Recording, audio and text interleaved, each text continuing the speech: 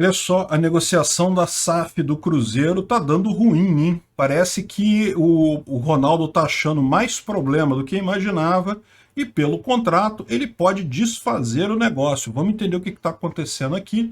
É uma coisa realmente preocupante essa reportagem aqui, mostrando que o contrato preparado pela XP e assinado pelos cruzeirenses, ou seja, lá a aprovação já está mais adiantada do que no Vasco, na verdade, possui termos para quem compra para o Ronaldo melhor do que para quem vende. Se você der uma olhada aqui, o que diz aqui o resumo do contrato assinado, né? Que o Ronaldo tem a obrigação de aportar 50 milhões no negócio imediatamente e está liberado de desembolsar os 350 milhões restantes, mesmo que as receitas da SAF sejam baixas. A frase aqui está mal construída, mas sim, o Ronaldo tem que pagar os 350 milhões. O valor total que foi a compra do Cruzeiro pelo Ronaldo, é 90% do Cruzeiro, é de 400 milhões. Né? Então você já vê aí o valor, o Vasco está muito mais valorizado do que isso, foram 700 milhões, e por 70% do valor completo do clube, o clube continua retendo 30% da SAF. Né?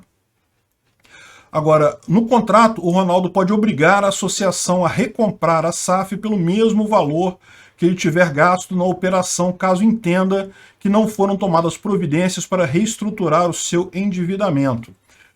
O que eu estou entendendo aqui é que a associação, o clube em si, ele continua com problemas de endividamento, ou seja, ele vai ter que pagar dívidas, regularizar e vender os bens, a sede campestre, o sede no bairro Barro Preto e etc., um monte de outras coisas para pagar as dívidas do próprio clube, mas isso daqui não tem a ver com o futebol, né? O futebol se torna uma coisa independente nessa história aqui.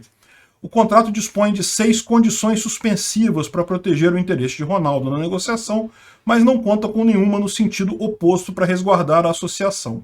O motivo disso, eu sei qual que é o fato de que o Cruzeiro está absolutamente endividado. Então, Ronaldo está certo, tem que exigir esse tipo de contrapartida mesmo, e eu não tenho dúvida nenhuma que, por exemplo, a 777 também faz isso com relação ao Vasco. Quem está precisando, quem está endividado e coisa e tal, somos nós, não tem jeito, não tem como fugir disso. E o acordo inclui as transferências de todas as atividades relacionadas ao futebol, a exploração econômica de marcas e símbolos, mas não prevê nenhum pagamento adicional a título de royalties ou similar. Isso daqui também é diferente do Vasco, né? O Vasco organizou também uma proteção aos símbolos do Vasco diferente dessa do Cruzeiro. O clube vai continuar usando símbolos, o nome do Vasco e coisa e tal, mas, por exemplo, vai alugar São Januário, vai pagar pelo aluguel de São Januário, vai pagar royalties também, enfim. É lógico que a gente tem que ver como é que vai ser esse contrato com o Vasco. Esse contrato ainda não foi liberado, então o Cruzeiro está mais adiantado nessa história do que o Vasco. Como eu falei para vocês, o pré-contrato a gente já viu, já foi aceito pelo Vasco. O Vasco já recebeu 70 milhões no pré-contrato. Então, repara, o Cruzeiro só vai receber 50 milhões quando estiver fechado tudo. O Vasco já recebeu 70 milhões no pré-contrato e vai receber o resto a partir daí, quando tiver fechado todo o contrato, né? Então eles falam aqui sobre a rejeição e coisa e tal, um monte de problemas. Lá no Cruzeiro também, é lógico, tem muita gente contra o SAF, é a mesma situação em todo o futebol brasileiro, porque tem muita gente que ganha dinheiro com futebol, então não quer entregar dessa forma, acha que está sendo feito errado, mas a verdade é a seguinte, não tem muita saída não, tá? O Cruzeiro, na situação que ele está hoje em dia, com um monte de dívidas que ele tem, se ele não buscar alguma coisa nesse sentido, não buscar uma SAF, o outro lado é muito pior. O clube não vai conseguir gerir, porque o clube lá deve ter os mesmos problemas que o Vasco tem aqui, de briga na diretoria, de briga política, de inconformismo político, de forma que ninguém consegue alugar nenhum, a tendência é só naufragar.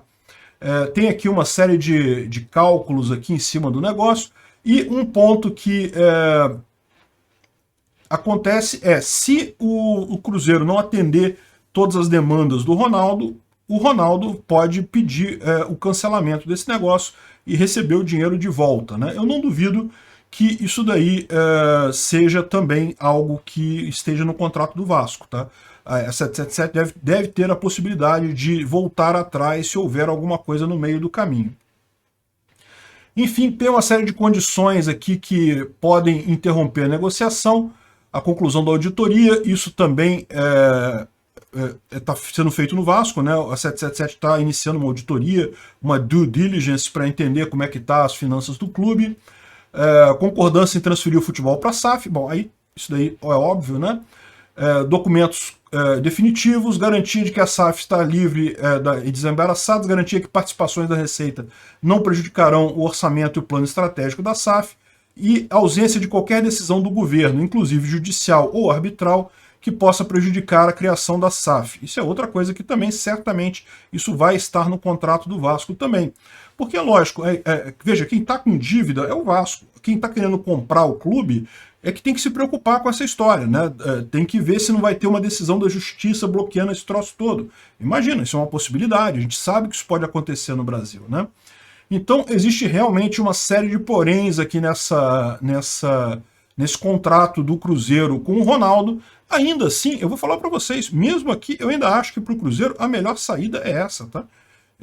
Não tem muita alternativa, não. Eu imagino que o contrato do Vasco vai ser melhor, mas verdade seja dita, eu não vi o contrato do Vasco ainda.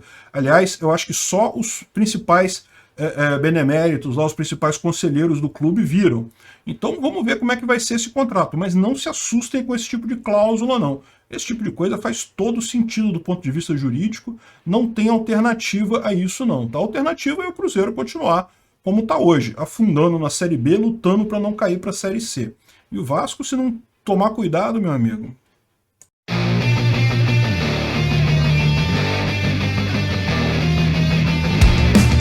Se chegou até aqui e gostou do conteúdo, clique no like e se inscreva no canal.